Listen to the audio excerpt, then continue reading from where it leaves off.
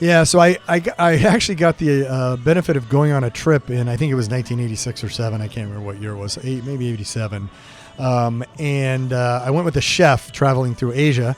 We went to Tokyo, to Hong Kong, Thailand, and Singapore. Nice. And we did some traveling for about 3 weeks, and it really started to open up my mind to the fact that, okay, I need to get out and broaden my horizons a little bit. And so when I came back, I just decided that it was time for me to package everything up and maybe move to the big city.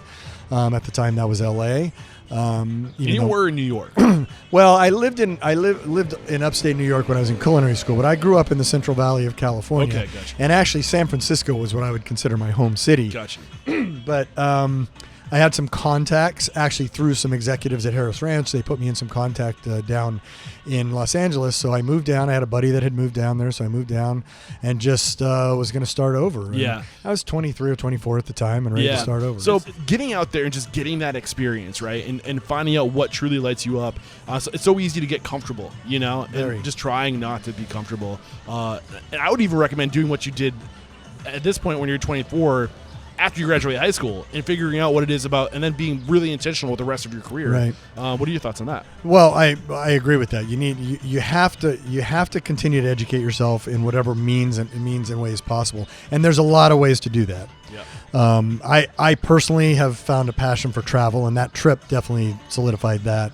Also during that period at Harris Ranch, with a bunch of young, with a bunch of young chefs, we started the American Culinary Federation of the San Joaquin Valley, and I got around a bunch of other chefs who had some different exposure, and so there was great camaraderie with them, but I was also learning that I need to broaden my horizons, and we used to do a bunch of dinners together and charity dinners and things like that together, and so it really that and that trip with my buddy Greg Vartanian, I'll mention him, from Visalia, California. He was an inspiration. I don't know so much a mentor as an inspiration. How did he inspire you? He just was a very talented chef, but cook, restaurateur.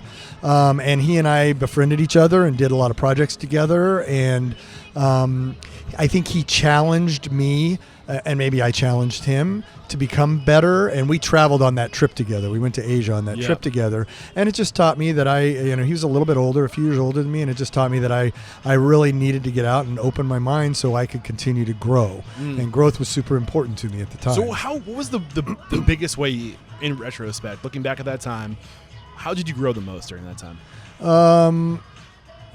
Well, certainly opening my eyes to different culinary techniques, cultures, and then culture, and culture was again going. That trip just opened my mind to different cultures, different cuisines, a lot of different things, and so I've continued from that point forward to travel. I travel a lot. Okay.